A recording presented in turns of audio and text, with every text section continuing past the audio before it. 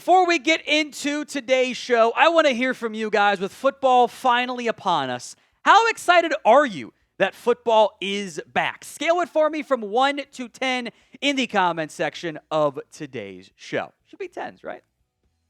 Let's discuss Micah Parsons here. He reportedly has I don't know what this means, but the doctors say it's a thing, L4/L5. I know that's like where it is in the back. Facet joint sprain in the back. I couldn't tell you what that means. ESPN and NFL Network, very suspicious timing that it came out at the exact same time, says he might get an injection to play in week 1, that the Cowboys, who had initially cleared him to return to practice, then came out and said, hey, no, it's just going to be, he's fine. There's nothing going on there. He's good to go. Actually, they gave him an anti-inflammatory, etc. For me, the timing is at least somewhat suspicious. I find it curious that news comes immediately after the update of he's practicing. He's back out there. I do find that curious in the end. Look, Parsons had what was called back tightness for months, it felt like, with the Dallas Cowboys. That's what he had, a back tight, a tight back, whatever, which is a good thing to complain of an injury because you can't really disprove it. Yeah, your back's tight. Nothing on the MRI. Kept coming up clean. After the trade happened to the Green Bay Packers, he said he was good to go. He's all fine, no issues at all whatsoever. I don't really think that anyone bought the back injury story. I don't think a lot of people were like, yeah, I buy that. He's clearly banged up. That was always viewed as it's the hold-in excuse. Maybe it wasn't. Maybe it was. Now, at least there's some uncertainty around it. Parsons did practice for the Packers on Monday, was out there again on Tuesday as well. Even with the back flaring up or whatever we want to term it, it certainly seems like he's going to play. That Parsons will be out there week 1 for the Packers. He does have a ramp-up period, having not done really anything of notes throughout OTAs and minicamp and training camp and the preseason, but I would expect that he's going to be able to go. So are you buying this?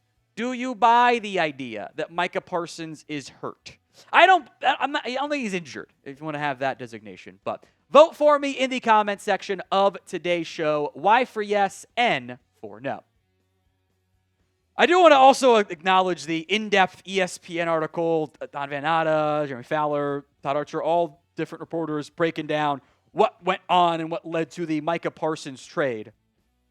Number one thing is that Green Bay thought there was no shot. Then we'll get to 2, 3, 4, and 5, by the way.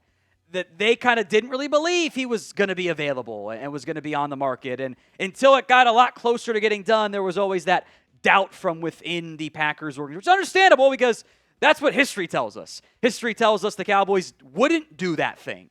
In the end, that they did.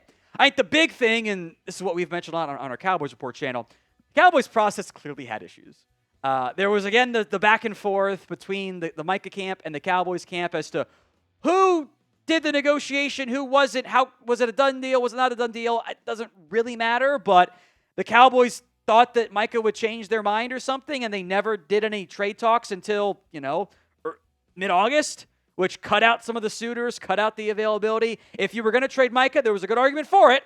You should have done it in March or April when there were more teams available. At minimum, the Falcons, for example, who couldn't get involved because they had no first-round pick next year, you could have gotten more. I think the process, again, drew criticism from around the NFL. Third note was that it kind of got going a little bit a week before. Feel the need to shout out the People's Insider, Pretty Ricky. All those updates he gave were pretty much in line with the timeline that ESPN mentioned. Of note, Mike McCarthy reportedly consulted with the Green Bay Packers on Micah the person, essentially, and how big of a challenge is he to manage him or whatever. And then finally, they did have some more updates and more details on the back injury, which we just discussed. I have my doubts it's anything too severe, but it certainly is worth mentioning since that's been very much pushed heavy by the insiders over at ESPN and NFL Network. Today's show is made possible by Omaha Steaks. From handcrafted steaks to delicious fall favorites, Omaha Steaks delivers the world's best steak experience. It's not just steaks, by the way. It's burgers, comfort meals, tailgating favorites, chicken wings, big deli-style franks. Whatever your preferred meat of choice is, Omaha Steaks has you covered. As dad of one and a second kid on the way, I like being able to just kind of buy in bulk more or less and like have some stuff that I can save and be able to know I'm getting good stuff at a good value as well. Omaha Steaks certainly delivers in that area. They have an exclusive lineup of USDA certified tender steaks, and their fan favorite filet mignons, which my wife is a huge fan of, have achieved the distinction of USDA certified very tender. Get fired for fall grilling with Omaha Steaks. Visit omahasteaks.com for 50% off site-wide during their Red Hot sale events. And for an extra $35 off, use promo code NFL Daily at checkout. That's 50% off at omahasteaks.com and an extra $35 off with promo code NFL Daily at checkout. See site for details. Link and that promo code will be in the comment section and the description of today's show. Let's go to Matthew Stafford. Key injury update on this one as well. Sean McVay, the Rams head coach, saying Stafford is expected to practice this upcoming week and then play in week 1 for the LA Rams. If you were unaware of what was going on, Stafford had been battling a back injury for almost all of He actually, I think, missed the first month exactly, or a little bit more even. And that raised some very valid red flags of like, okay, is he healthy? You need him out there. Stafford is still, I think, a very, very good quarterback. The age is beginning to show up a little bit. He's not the same top-end, very, very best version of himself. But even if you're ranking QBs, you can make a very strong range to be in the top 10 at minimum. So I think the Rams need him. I think the Rams have set themselves up for some success with 2 first-round picks next year of if things go south, if the back flares up, if it doesn't work out, they're going to be able to get out of that deal with the way they restructured him / extended him, and they'll be able to, try to reset and retool as they move forward. But I do think that the Rams, to win now, they need a healthy Matthew Stafford. So hopefully that's able to happen. We will have a live NFL Red Zone coverage for you this season. Same thing we do every year. Early morning games, we got you covered with whip-around coverage from across the NFL. Do the live play-by-play. Plus, of course, we'll have daily videos. So if you haven't already, hit that sub button right now, youtube.com/chatsports.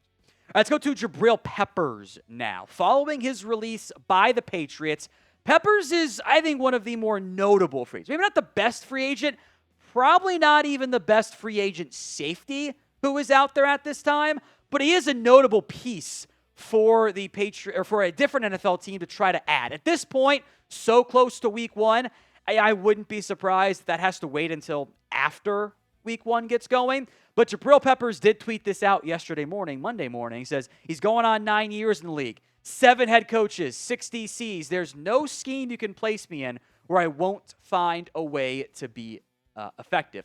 Before he got hurt, I thought Peppers was having a pretty good campaign. Interception, 2 pass breakups, 2 TFLs. He's, I think, better kind of moving downhill, kind of playing the box. I don't love him as a true single high guy, but he was a quality player for the Patriots. He was a quality player when healthy for the Giants and Browns, etc. I think Jabrill Peppers can absolutely still help you, still help an NFL team. What that team is, Bengals have been linked. If you get an injury at safety in week 1, that could certainly be in the cards.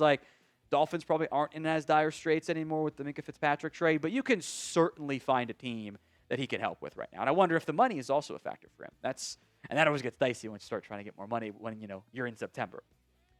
So predictions, who will end up signing Jabrill Peppers this year? Get those early votes in, the way too early votes for me, in the comments section of today's show. Who do you think ends up signing Jabrill Peppers?